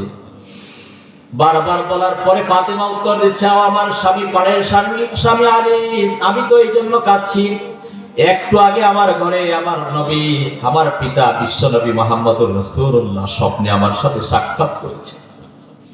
স্বপ্নের মাধ্যমে আমার সাথে সাক্ষাৎ করেছেন। কেন সাক্ষাৎ করেছেন? ফাতেমা আলী রাদিয়াল্লাহু তাআলা আনহুর কাছে জবাব দিলেন, আমার প্রাণের স্বামী, আমার ঘরে যখন নবীজি ঢুকলেন, আমার পিতা ঢুকলেন, ঢুকার পরে কি যেন তিনি তালাশ করতেছেন ঘরের মধ্যে। আমি আমার বাবাকে বললেন, আব্বা কি তালাশ করছেন? কি হচ্ছে, কি হয়েছে আপনি বলেন, কি তালাশ করছেন ঘরের মধ্যে? ফাতেমার দিকে স্বপ্নে বিশ্বনবী সাল্লাল্লাহু আলাইহি ওয়াসাল্লাম তাকিয়ে বললেন, ও আমার কলিজার টুকরা ফাতেমা, ও আমার কলিজার টুকরা ফাতেমা, তোমাকেই তালাশ করতেছি। কেন আব্বা, কি হয়েছে, কেন তালাশ করেন? বিশ্বনবী সাল্লাল্লাহু আলাইহি ওয়াসাল্লাম তার কলিজার টুকরা ফাতেমাকে বললেন, ও আমার ফাতেমা, ও আমার কলিজার টুকরা নয়নের পুতুলি ফাতেমা, আজকে তো তুমি রোজা রাখবা জানি, আজকে তুমি আলীর সাথে একসাথে সাহারি খেয়েছো, আর আজকে দিনেই তুমি ইফতারটা করবে আমি বিশ্বনবীর সাথে। এই কথা যখন আলীর কাছে ফাতেমা বললেন, আলীর আর বুঝতে বাকি রইল না, ফাতেমা দুনিয়া থেকে আজকেই বিদায় নিবে। ফাতেমা এবং আলী একসাথে দুইজনে জড়ায় ধরে কান্না করছেন, জোর দ্বারায় কান্না করছে। বাহির থেকে একটু পরে তার কলিজার টুকরায় দুইজন সন্তান হাসান এবং হোসাইন এসে বলছেন, বাবাও কাঁদে, মাও কাঁদে। বাবা তুমি কেন কাঁদো? মা, ও আমার কলিজার টুকরা মা, কেন তোমাদের চোখে পানি? বাবার চোখের পানি, বাবার চোখেও পানি, তোমার চোখেও পানি, কি হয়েছে তোমাদের? বলতে চায় না মা, মাও বুঝে ফেলেছে আমি আর দুনিয়াতে বাঁচবো না, আব্বার কাছে চলে যেতে হবে। আলিয়াও বুঝতে পেরেছে আমি আর আমার কলিজার টুকরা, আমার প্রাণের স্ত্রীকে আমি দুনিয়া থেকে আজকে বিদায় দিতে যাচ্ছি। আলীও বুঝতে পেরেছে, ফাতেমাও বুঝতে পেরেছে। ফাতেমা তার পর সন্তানদেরকে বলে না, বারবার বলার পরে ফাতেমা রাদিয়াল্লাহু তাআলা আনহু বললেন, ও আমার কলিজার টুকরা সন্তান হাসান এবং হোসাইন, তোমরা এমনটা করো না, যাও তোমরা তোমার নানার কবরটাকে তোমরা জিয়ারত করে আসো। যদি কখনো হাসান হোসাইন মাঝে মধ্যে যদি মার সাথে কোনো বিষয়ে রাগ করতো বা কোনো আবদার করতো, তখন সাথে সাথে নানার কবরের পাশে দাঁড়াতে বলতেন। হাসান হোসাইন দুইজন নানার কবরের পাশে চলে গেল। কবর থেকে গায়েবী আওয়াজ এলো। ফাতেমার সন্তান দুটি হাসান হোসাইনের কাছে বিশ্ব নবী সাল্লাল্লাহু আলাইহি সাল্লামের মুখ থেকে কবর থেকে আওয়াজ আসলো, ও আমার কলিজার টুকরা নাতি হাসান এবং হোসাইন, তোমরা কেন এই মুহূর্তে আমার কবরের পাশে দাঁড়িয়েছো? যাও তাড়াতাড়ি করে তোমার মায়ের চেহারার দিকে তাকায় থাকো, আমার কাছে তো তোমরা সব সময় আসতে পারবা। যাও তোমরা আমার মায়ের কবরের পাশে তোমার মায়ের চেহারার দিকে তাকায় থাকো, কারণ আজকের দিনের পরে তোমাদের মাকে আর তোমরা দেখতে পাইবে না। সন্তানগুলো আবার চোখ দিয়ে কান্না করে, দুই ভাই জড়ায় ধরে কান্না করে মায়ের কাছে আবার চলে আসছে, মায়ের চেহারা দিকে তাকায় আসছে আর কাঁদতেছে। আর হাসান হোসাইন বলতেছে, ও আমার মা, ও আমার বাবা আলী, আমরা দুই ভাই বুঝতে পেরেছি আমার মা আজকের পরে দুনিয়াতে থাকবে না। আজকের পরে আমার মা জননী ফাতেমাকে আর আমরা পাবো না। আমি বুঝতে পেরেছি, আমরা দুই ভাই বুঝতে পেরেছি। আমার নানা আমাদেরকে জানায় দিয়েছেন তোমার কাছে তাকায় থাকতে, তোমার চেহারার দিকে। আজকের পরেই আমার নানা বলেছে তোমাকে আমার নানার কাছে নিয়ে যাবে। তাকিয়ে থাকলেন, একটু পরে দেখলেন ফাতেমার শরীরের মধ্যে প্রচন্ড জ্বর। কিছুক্ষণ পরে ওই ফাতেমার শরীরটা ঠান্ডা হয়ে গেছে, অর্থাৎ দুনিয়া থেকে বিদায় হয়েছে। ইন্না লিল্লাহি ওয়া ইন্না ইলাইহি রাজিউন। ফাতেমা দুনিয়া থেকে বিদায় হয়েছে। আহারে দুনিয়ার কোনো কিছু চায় না। বিদায় নেওয়ার আগে ফাতেমা কি বলেছে শুনেন। ফাতেমা বলেছে বিদায় হওয়ার আগে আলীকে বলেছে, ও আলী, আমি তো চলে যাচ্ছি, তিনটা আবদার তোমার কাছে করে যাচ্ছি। আমি যখন দুনিয়া থেকে চলে যাব আমার কাছে আপনার কাছে একটা আবেদন। আমি তো স্ত্রী হিসাবে আপনার সংসার করেছি, আপনার যোগ্য ছিলাম না। দেখেন ফাতেমা বলতেছে আলীকে, আমি তো আপনার যোগ্য ছিলাম না, আপনার খেদমত যথাযথভাবে করতে পারি নাই। যদি কোনো কারণে ভুল করে থাকি আলী আমাকে মাফ করে দিও। আলীর চোখে পানি। আলী বলতেছে, ফাতেমা তুমি কি করে বলো, কেমন করে এমন কথা বলো? আমি তো তোমার যোগ্য স্বামী ছিলাম না। তোমার পিতা বিশ্ব নবী দয়া করে তোমাকে আমার সাথে বিয়ে দিয়েছে, আমি তো তোমার যোগ্য ছিলাম না। দুইজন কাঁদে। এরপরে তিনজন আলীও বলতেছে, ও আমার ফাতেমা, আমার স্ত্রী ফাতেমা, তোমার কাছে একটা আবেদন। আমি যদি আমার সংসার চলাকালে কখনো আমি 3 বেলা তোমাকে খাওয়াতে পারি নাই, তোমার কাছে একটা অনুরোধ, আমাকে শেষবারের মতো মাফ করে দিও। যদি না মাফ না করে দাও, কিয়ামতের আল্লাহর আদালতে বিশ্ব নবীর কাছে আমি আমার চেহারাটা দেখাতে পারবো না, আমাকে মাফ করে দিও। 2 নম্বর আবদার হলো, আমার প্রাণের স্বামী, আমি যদি দুনিয়া থেকে বিদায় হয়ে যাই, আপনি দ্বিতীয় আর একটা বিয়ে করে নিয়েন, আপনি সংসার করে নিন, দুনিয়ার যাকে ইচ্ছা, যাকে আপনার পছন্দ হয় এমন একটা স্ত্রীকে বিয়ে করে নিয়েন। তবে আমার একটা আবেদন, আপনি যখন বিয়ে করবেন, আপনি সংসার করবেন, সপ্তাহে একটা দিনের জন্য হলো আমার কলিজার টুকরা সন্তান হাসান হোসাইন দুইজনকে আপনার কোলের মধ্যে রাখে জড়ায় ধরে আপনি আমার সন্তানগুলোকে নিয়ে একটা রাত হইল ঘুমায়েন। একটা রাতের জন্য হলো, সপ্তাহে একটা দিনের জন্য হলো আমার কলিজার টুকরা হাসান কিনে হোসাইন কিনে ঘুমায়েন। 3 নম্বর আবদার হলো, ও আমার স্বামী আলী, আমি যখন দুনিয়া থেকে বিদায় হয়ে যাব, আমার কলিজার টুকরা 2জন সন্তানকে আপনার হাতে তুলে দিলাম। আমার এই 2জন সন্তানকে আল্লাহর দ্বীনের জন্য ওয়াকফ করে দিলাম। আমার এই সন্তান দুটিকে তুমি আল্লাহর দ্বীনের পথে আপনি চালায় দিয়ে আমার ভাইয়েরা দেখেন তাদের আখিরাতের প্রতি কত চিন্তা ছিল, দুনিয়ার প্রতি তাদের কোনো পেরেশান ছিল না। নবীজির কোনো দুনিয়া চাওয়ার কিছুই ছিল না, সবাই আখিরাতের জন্য পেরেশান ছিল, ঠিক কিনা? আর আমরা সবাই দুনিয়া চাই, ঠিক কিনা?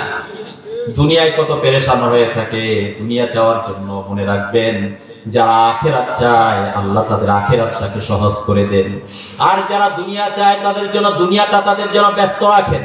এই জন্য আমরা দুনিয়া চাই না আখিরাত চাই, বলেন আরো চিৎকার করে বলেন, আমরা দুনিয়া চাই না আখিরাত চাই। আল্লাহ যেন আমরা দুনিয়া পাইলে পাইলাম, না পাইলে না পাইলাম, আখিরাতটা যেন আমাদের শূন্য না হয়ে যায়, ঠিক কিনা? আল্লাহ যেন আমাদের সবাইকে কবুল করেন। আমার ভাইয়েরা, আমি আলোচনার শেষ পর্যায়ে আসছি। আপনাদের কাছে সবই অনুরোধ করছি, আল্লাহ রাব্বুল আলামিনের দ্বীনকে আমরা সব সময় আঁকড়ে ধরবো, কোরআনকে আঁকড়ে ধরবো, নামাজকে আঁকড়ে ধরবো, হালাল পর্দাকে আঁকড়ে ধরবো, হারাম থেকে বেঁচে থাকবো, হারাম ইনকাম থেকে বেঁচে থাকবো, সব সময় সত্য কথা বলবো, মিথ্যা কথা কখনো বলবো না। যুবক বয়সে সব সময় ইবাদতের সাথে কাটাবো, মসজিদের সাথে সম্পর্ক রাখবো, তাহলে আল্লাহ আমাদের জন্য জান্নাতটাকে সহজ করে দিবেন, ঠিক কিনা?